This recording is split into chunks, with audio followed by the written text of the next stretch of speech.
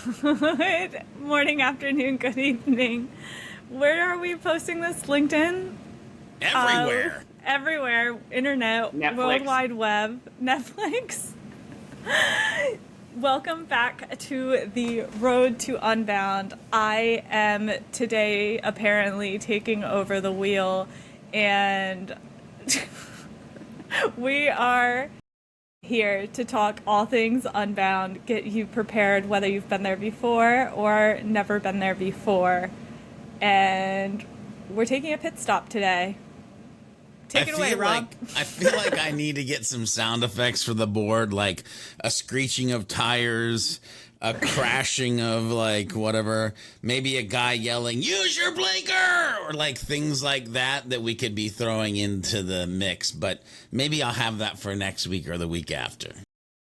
I would add, it's a bit more niche, I think, but I didn't say fudge. I said the word. So, it's kind of road trippy. It's from Christmas Story, so it's out of season. But Casey, you did a great job. The intro was, to the World Wide Web, LinkedIn, Internet, YouTube, whoever. The worst part is I wasn't sure if Rob was joking or not until he didn't talk. Till he didn't open his mouth. I never joke. That's what makes me so bad at my job of being a content creator. Yes, as Casey said, we're here. Last week we talked about the unbelievable, still kind of in shock about the speaker lineup, the keynotes, Mr. GOAT himself, co-owner of the Vegas Raiders, as everybody knows him, Tom Brady. Just kidding, Kyle. Suni Williams, Cynthia Erivo, Mel Robbins, tons of great people. Today, we are announcing 2 additional speakers. Drum roll, please. George, you have the drum roll. See, that's another one I got to add to the mix is an actual drum roll. Drum roll noises. Drum roll. There we go. George and Kyle, who are on the call right now. Yeah. Whoa! Whoa. Whoa! Huge Are you shock. amazed? Big surprise. This has been a point of, I'm not going to say contention, but I have said before to George, like you won't be a speaker, ha ha. And he's been pretty adamant that I never take it for granted. Maybe that's part of what gets me selected, but I prepare every talk like it's the last one I'm going to give. So appreciate that. Kyle, this is your 900th session, I believe, just at Unbound this year. So get ready for that. I'm sure you've started prepping. But in light of that, I want to do something a little bit different where we talk to 2 guests that we have, co-hosts of this show. They've both spoken multiple times at multiple, what will now be Unbound conferences. Yeah. And I'm going to phrase some questions. Get that buzzer ready. Yeah, you better get it ready. I feel like you're gonna need this. You're gonna need this today. It feels like. Yeah, I'm trying to incorporate sports talk radio and hot takes and that world into this to make it more interesting. So I'm going to give some statements, and y'all are going to agree or disagree with them, and then provide what the hope and intent for this is that people can feel informed, feel like you've shared experience. Any of that stuff. Even the first question would be, it is easy to get selected as a speaker for Unbound. Yes or no? I think I know this one. No, it's not easy at all. Kyle, go ahead and go first, and then go ahead. So I have built sort of a rapport and a reputation, and I have inside access to the Unbound team. And so I feel a lot of confidence when I request to speak, but I still go through the normal application process. 2 years ago, I had 3 sessions. Last year, they reduced it to 2. This year, I'm back to having 3, which is great. I think that's mostly based on the feedback that I was talking too fast in the 2 sessions I had last year, trying to get 3 sessions into 2 slots. But a lot of my colleagues on HubSpot Academy, who are also have a deep knowledge of HubSpot and have a great point of view and have good experience as a speaker, will apply and year after year and never get in. Nobody gets a walk-on role to Unbound except for maybe Yamini. Other than that, all bets are off. Whoever you are, whether you work at HubSpot or not, however much experience you have, whatever exciting ideas you have, it's a very popular event. A lot of people apply to speak, and we're only able to take so many slots. and at some point, we are choosing between equally good speakers, and we have to just pick one, right? And Yeah. I have no idea. My heart goes out to the team who makes those decisions, but also for any of you who have applied year after year, or maybe just this year for the first time and didn't get a speaking slot, that is not a commentary on your capability. It is just the reality of the limited number of slots and the high number of applications this event receives. Yeah, I definitely. Go ahead, Casey. Oh, I was just gonna. I didn't know, Kyle. You still applied like the rest of us. Yeah, God, people you- assume I don't, but I go through that I same did. application process. Yeah. Yeah, no, there's a process because the process has to be followed. Like there's I's that get dotted and T's that get crossed, and you've got to sign like a thing and like agree to thing. Yeah, there's a whole thing. And like listen, what I want to double down on something that Kyle said, and that is your identity is not dictated by your ability to speak at what once was inbound and now is unbound. That is like has nothing to do with it. They get a metric butt ton of humans who want to do this. They rotate and try to get new speakers in, but also know that people have the speakers that they love.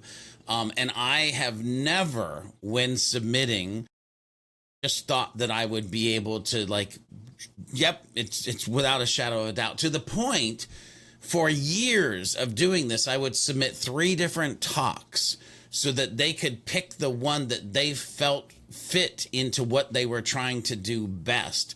And so each year, instead of speaking on the same thing over and over and again, like many speakers do, I would craft something new from the ether because it was going to fit the scenario. Now, I'm telling you this because you've got to give the people options.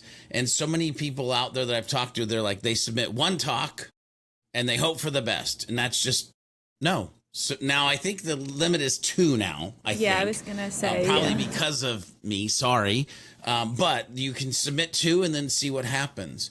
And so don't give up.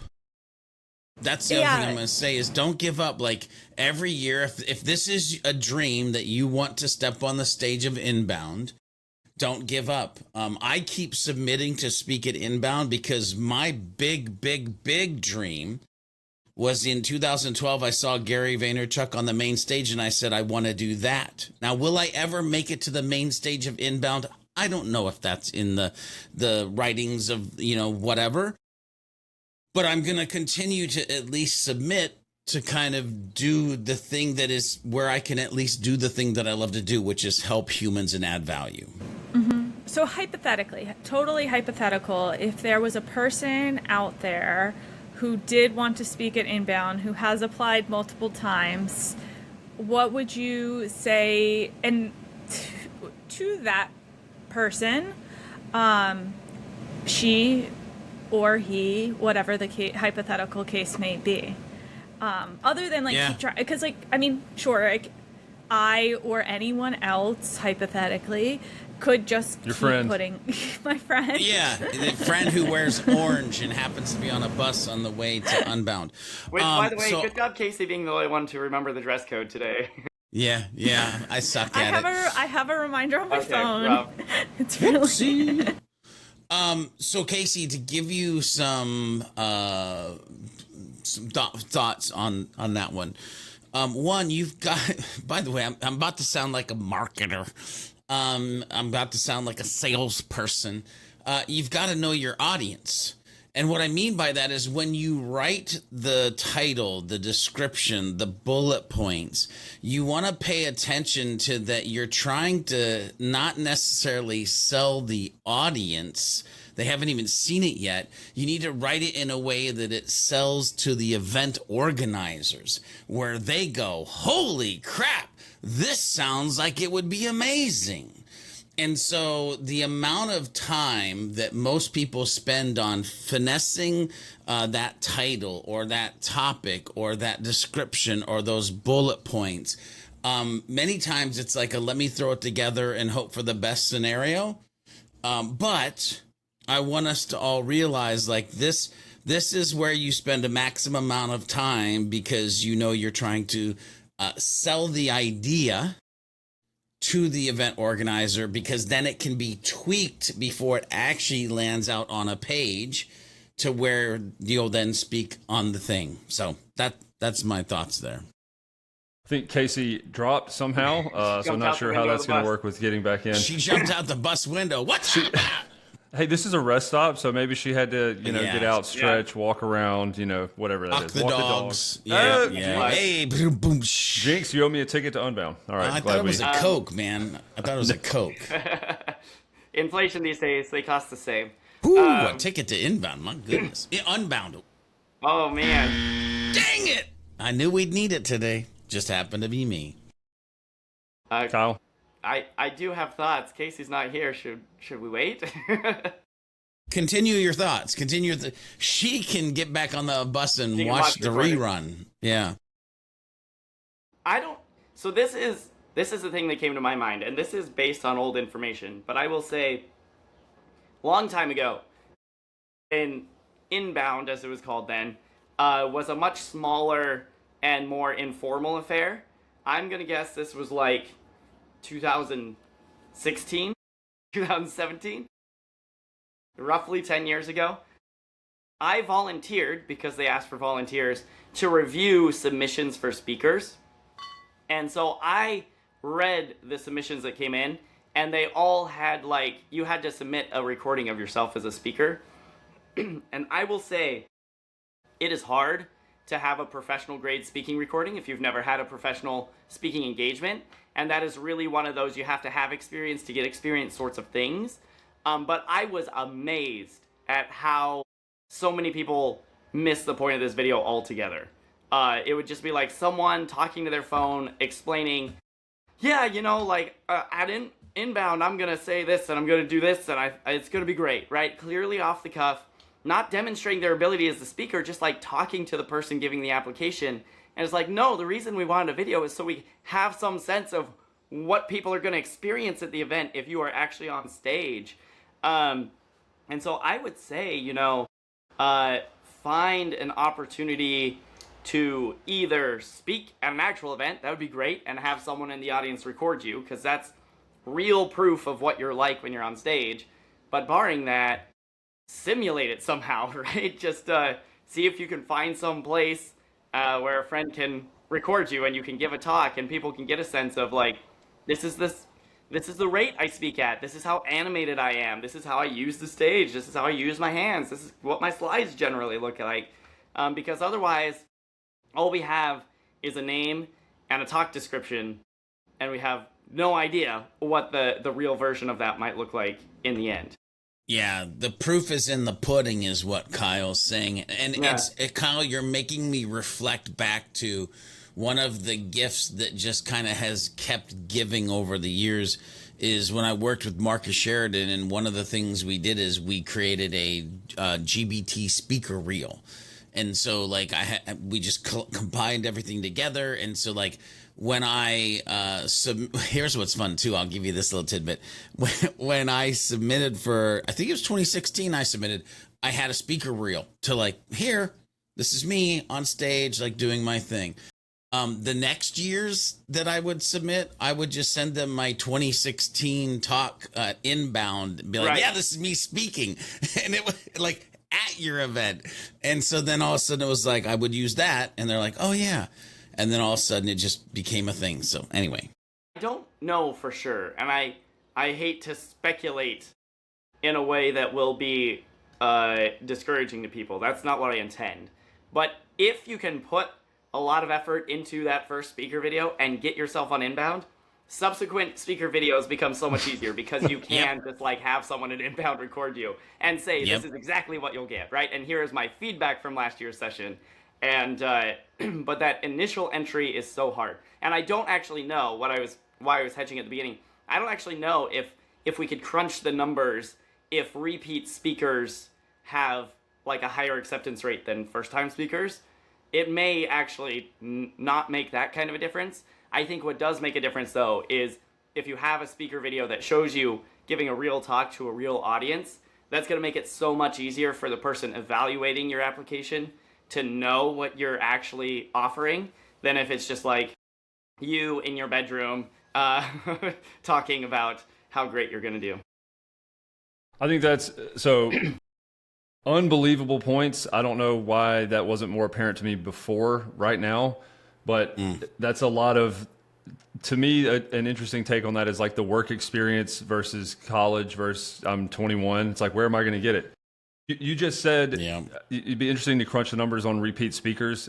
I would argue that it wouldn't be that interesting if you omit Unbound from that. Like there has to be some, if you're going to speak at Unbound, there has to be some requisite other speaking public experience. I'd be interested to see if like the percentage of people that just had an idea and a well-written speech and didn't submit a video or have any proof of them having entertained, spoken to, educated an audience.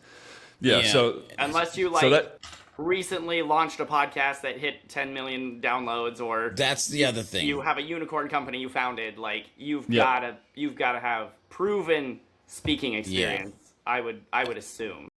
Audience size is a real thing too to pay attention to in this conversation that we're having, but like it does fundamentally become easier just in general when all of a sudden like you can send them to a page and there's like a social media marketing world and content marketing and B2B forum, and like as soon as they can start to see these other like logos and like faces, and that's the other thing, like if you've spoken at events, even smaller events, ask the people to give you like a video testimonial, because as soon as you can send somebody to like from Unbound to a page that has a couple of videos of you speaking and there's some video testimonials of the people enjoying you speaking like that, come on, again, I'm gonna sound like a marketer, social proof, right? So it's like show what you do and then show how people love what you do.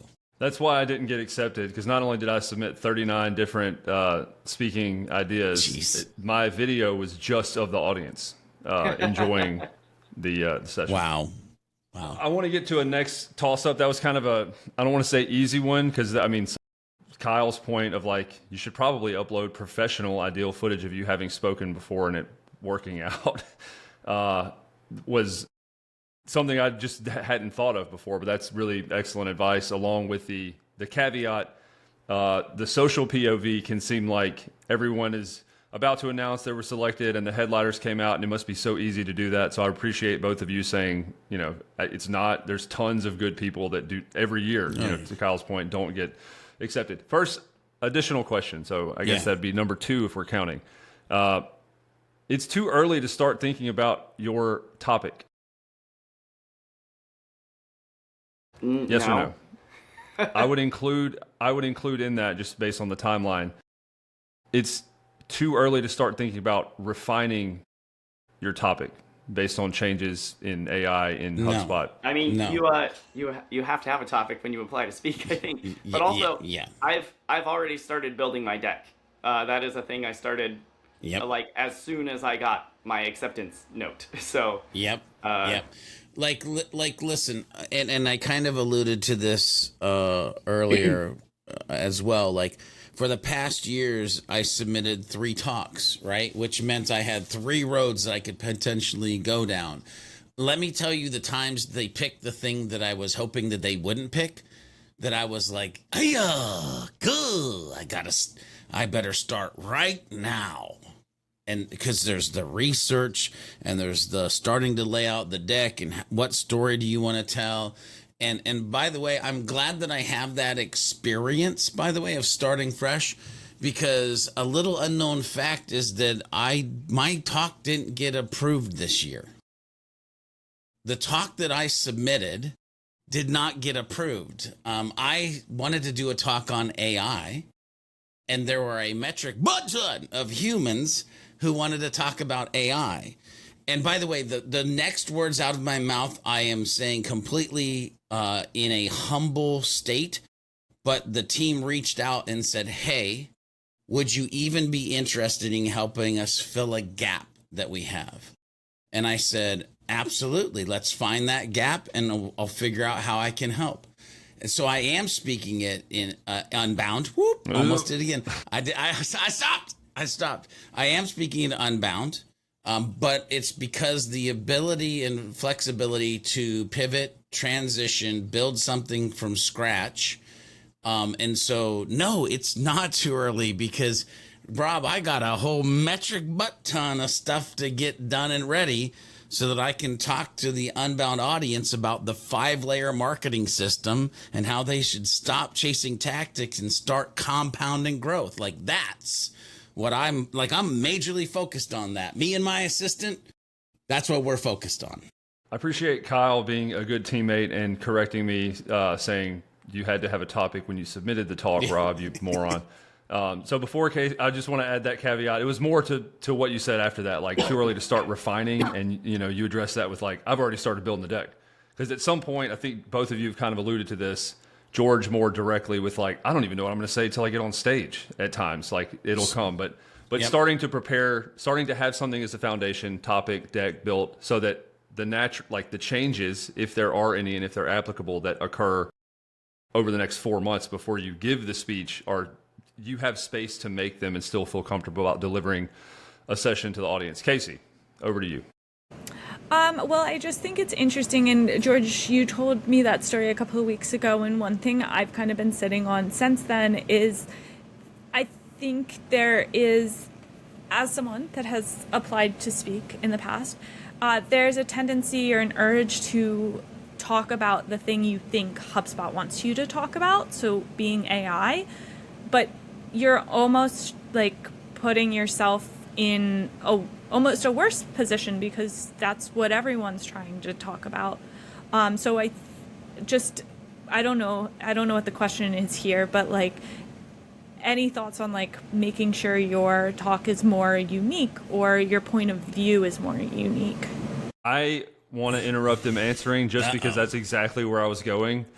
So maybe I can create a more charged thing. Do you have the question? Yeah, sorry. Sorry. Kyle's mouth was half open. My mouth was half open. I'm not doing a good job felt like today. that was a question. But Rob, cue it up just a little bit better, and we'll sit here in anticipation and shake until we can actually answer. Whatever, there should be a sounder for shame. Like, I know I let Casey open the show for good reason. I'm just not feeling it today for whatever. I'm not doing a good job. Anyway, the question, to hopefully make this a little more clear, is it's not even a question. It's a topic. You can say yes or no. Your session topic should serve your business or yourself first, your audience second. Do you agree with that or disagree with it? So hold on to what you were going to say, Kyle, to Casey's thing while I handle this real quick. If you go into Unbound or any other speaking opportunity, trying to help you and your business, get off the stage. Because it's not the time and it's not the place. When you step on stage, your job at Unbound or any other event is to purely love on the humans who have taken the valuable time out of their day to sit in the seats to hopefully find that nugget or two that will change them, change their business, change the outcomes, whatever it is. And so it's not about me. It's not about you as a speaker. It is always about them. And that's how you have to create your deck. That's how you have to create your talk. That's how you should reverse engineer the title, description, and bullet points that you give to the event leaders. As I am going to pour out so much love in this 45-minute, 90-minute, whatever session that I'll stop. I should have just let Casey's question go. Go ahead, Kyle. Actually, I wanna pile on, and then Casey, we'll get back to you. I promise. I spoke at an event once that the organizers invited the leaders of the local HubSpot user group to come give like a closing keynote with the intention that these people could say, hey, we have a hug in the area, we meet on this cadence, every so often we meet in person, this is an opportunity for you, if you like what's happened at this event, this is an opportunity for you to continue your HubSpot learning.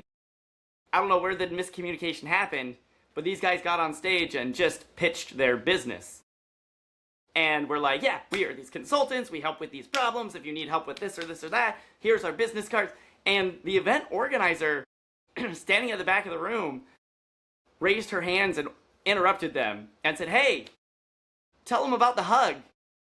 And these guys were like, oh yeah, and we run a user group here locally. Find us at the after party if you want to know details about that. And then left the stage. And it was just like, what? How did this happen? Right? Like, how did you possibly think? Like, I don't know if they were like paid sponsors of the event. That would almost make it make more sense. But it just like, for me as an attendee, I mean, as a speaker also, but like for me just sitting in the audience, it was like, they took the stage and started talking. And I was like, how does this fit? What does this have to do with anything we've been talking about, right? And so if you are in that mindset of anytime I'm on a stage, I need to pitch my business, this is how you grow a business, this is what it means to be a business owner or a salesperson, Unbound probably won't be a great fit for you, because that's not what it's about, right? But hopefully, if you give a passionate speech on an interesting topic, lots of people in the audience will come up and want to connect with you on LinkedIn anyway, and that's naturally, organically going to be good for your business. But I would say avoid the slides that are like, here's my company, here's what we do. Yeah, no. Skip the talk track that's like, here's our value statement and how we're different from our competitors. Like, by all means, on your About Me slide, include that you are, whatever operator at whatever company and it works in this industry and in this location, so people know who you are. But get to the information and education and value you're providing on stage as quickly as possible. Can I say one thing that I don't know if I've ever shared? Or Casey's never going to get her question answered. I'm going to say it quickly. I promise. Whenever I go to Unbound, or historically have gone to Inbound or any event, can I tell you that I only have one goal? One goal for every event I've ever gone to, and the one goal is, how do I make this the best possible event? That's it. Which means that's why I stay in the halls. That's why I'll like stop and talk to somebody for however long. That's why when I hit my slide of who I am, it's for like 10 seconds. Yeah, I'm George B. Thomas. You see that? Okay, bye. Let's move on. Let's go. Like, so as a speaker, your whole goal, like that whole week, 3 days, to whatever, how do I make this the best event ever? And if you come from that place, it'll be the best event for you. It'll be the best event for your company, because you made it the best event for the other humans. All right, let's back to Casey. And honestly, if you want to sell stuff, sign up as a vendor, sponsor a booth. That's way easier than getting accepted as a speaker. And yeah, everyone will be expecting you to sell stuff. They will come to your booth if they're interested in buying from your category, right? So there's a place for everyone here. Just understand what the right one is for your goals. Casey, I've forgotten your question. I forgot my question too, but yeah, it was. Go ahead, Rob. You can make it. I wrote it down so that I wouldn't forget, and I lost my notes. No, I didn't. It was how to think about a unique topic. We'd mentioned that from kind of reviewing some of the speakers in sessions, and there were some topics that were like, I would go see that just from the title alone. I think that was more of Casey's question, was how to think through unique topics. And I think in a previous iteration of this show, we talked about some of the organizers of Unbound had posted on LinkedIn saying, we can tell people are just generating applications using Claude because they're like all identical, right? So like, Casey, I remember your question was this balance between trying to figure out topics Unbound is actually interested in and the unique value add. And I don't mean to say that the needs of the event are irrelevant, because they're not, right? Clearly, there's a certain realm you have to work within, but Unbound is broader than a lot of conferences, right? If you aren't talking specifically about marketing or sales or operations or HubSpot, but you have really interesting, like, think big kind of, social impact sorts of things you want to talk about, there are often tracks for that. So I would say start with what you are passionate about, what you feel like your worldview is, how it is unique, all the ways that, like, anytime you get on social media, you're like, wow, everybody seems to see the world in a particular way, and I see it in a really different way, and I don't know if I'm crazy. That is the stuff nobody else is going to apply to speak. And then maybe turn to your favorite LLM and say, like, hey, I have these ideas on this topic. I'm thinking about making an application for this event. where's the Venn diagram overlap? But I think it's more about introspecting about yourself and your experience and your viewpoint than it is about trying to guess what the organizers have. Because as George discovered, the hot topics are going to have the most applications, and that's the most competition. And as we said at the beginning, it's not so much about quality as it is about there just being a spot that's perfect for you. Can I ask about a misconception that I think I have? I don't know if other people have too. Go ahead. It might be a misconception, or it might be, what's the opposite of a misconception? Mr. Conception. Mr. Conception. Wow. Okay. I have felt like HubSpot does not want people other than HubSpot giving HubSpot product advice. I wish Is this controversial? there was like an officially published stance on this. My observation is that inbound, now unbound, has kind of been a swinging pendulum throughout its history. For a while, it was just like a HubSpot user conference. And then we're like, no, we want to be like the marketing conference. And we don't care if people even know HubSpot sponsors it. And then we're like, well, we used to generate a lot more deals for HubSpot when we were upfront about the fact that we were organizing this conference. So maybe we better do that. And also, a lot of HubSpot users are perplexed and annoyed that they come to the HubSpot conference and don't learn anything about HubSpot, right? And I think that's where we are now. We want to be broad enough that if you aren't currently using HubSpot, you still might think about coming and you'll still find value. But we do want to teach people about HubSpot stuff. In 2022, when I applied for the first time to speak under the heading of things every HubSpot admin needs to know, I was out on a limb. HubSpot didn't really want people to know that HubSpot admins existed. Inbound didn't really seem interested in talking about HubSpot.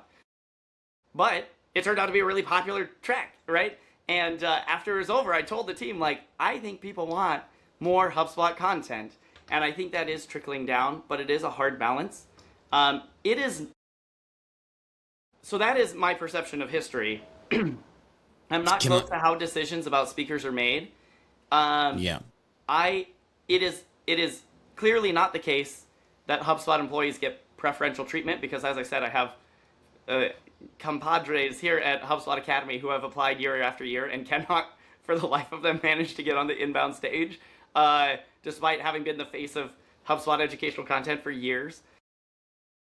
And on the other hand, we have plenty of like HubSpot partners and others giving tracks on HubSpot specific stuff. So I don't know. I wish the Unbound team would say, like, here's the decision tree of whether or not your talk should include HubSpot stuff. They have never done that. I don't know if they themselves have a clear mental picture of the logic that tree would have. So let me jump in here. Please do. One, I've seen, by the way, as the guy who doesn't work at HubSpot, I have seen where some humans have been not a HubSpot employee and been able to talk about HubSpot stuff, but it's only when it's in tandem with a HubSpot product manager. So like, for instance, this year, Remington Begg, somebody from HubSpot Academy, Christine, I think, and then a product manager are doing a talk. So somebody outside of HubSpot, a couple people from HubSpot. Now let me back it up. Casey, would you call me a HubSpot guy? I would. Do you think I know a little bit about HubSpot? I do. You think I help humans with HubSpot? Famously, yes. Now, since 2016, do you think I've ever done a talk with the word HubSpot in it? That's actually a great, pub trivia question. I would have said yes. The word HubSpot has come up. Nope. I've done video marketing, content strategy, sales strategy. Like, if you go back, I don't think Nair 1 is about like, and if the word HubSpot is in the title, it's not me actually teaching the tool. It's some sort of like stratagem, like piece of that. So like, I would have gotten that wrong in bar trivia. Yeah. So I do feel your pain of like if you're submitting to Talk at Unbound and it is a very HubSpot tactical thing, your plan should maybe be try to like somebody in HubSpot and you are submitting together to do a tactical session together, right? For next year. But you could also position the talk as not so much HubSpot forward, but you could bring HubSpot nuggets inside of it once it gets approved, right? You see what I'm saying? So this could totally be like, I know you're going to hate me for this. It's the first thing where my brain went, but it's like, Casey's amazing lead scoring 7 blood and stats, yeah, right? And you didn't mention HubSpot in it at all, in the title, in the description, in the bullet points. But now all of a sudden you're teaching like the strategy, the clouds of lead scoring, but the dirt, pow, pow, pow, pow. Now you got some screenshots of like HubSpot lead score in there, right? Again, bad example because it's all about signals moving forward. Anyway, I digress. So but I had a follow-up. George. Yeah. If you think George is triggered now, wait till I ask this, and then we'll get to the final question. So this one's going to be cut short anyway. Just I don't want to get yelled at any more today than I already have been. I've not been doing a good job. You said if you show up to a conference event and you make it about you or your business, like just stay home, right? Like serve the audience first. Is that like, what about for HubSpot? Is that not the whole point, right? Like I'm not actually saying that or thinking that, but based on the back and forth of the swinging pendulum of, well, we should have more HubSpot content. We shouldn't have HubSpot content. Oh, crap. No, we need it for deals. How is that different? Is it kind of like there are privileges being me, right? If you're putting the conference on and you're a $1 billion company, obviously there's going to be, like, you're going to make room for that, people to talk about you and your product. Here's the thing, though. I've never felt like I needed a shower after inbound or unbound. Like, I think HubSpot has done a really great job of creating an event and it not feeling like a timeshare sales process. So yeah, that's all I'll say with that. I'll keep it real short. I think they have done a great job. And the only time that I did actually lose my everlasting mind, and Kyle alluded to it, is when they went clear off of the farm of like, and we're not going to, the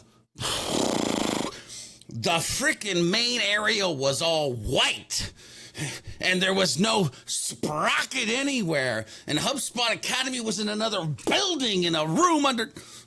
And I lost my mind then, but I've never lost my mind because I felt like I was getting overly sold to by HubSpot at inbound/unbound. Ever. I appreciate and agree with the context. So the last question, and we have just like a minute left. I keep saying question. Unbound will be meaningfully different than inbound. Yes or no? Casey, I'll let you answer first. I don't think so. And maybe that's, I haven't thought, I've really just thought it's just the name change, to be honest. Where's the mute button? Just kidding. I don't know how I feel, so I'll let George and Kyle answer. This is cheating. I like if yeah. Careful. I don't expect it to be a wildly different experience, such that someone like George, who's been going to inbound forever, will arrive at unbound and be disoriented and unable to tell what's going on and unsure whether he should be there, right? But I can't help but wonder if when we do this show 5 years from now, if we'll look back and be like, man, that was the point of departure, and now we're in this place where we're doing these things that in 2026 we couldn't even imagine, right? I don't know if there's been like some change of a few degrees on our flight path that in September it'll still feel like we're on the same path we've always been, but give it a couple years and we'll be like, wow, that really made a difference, you know?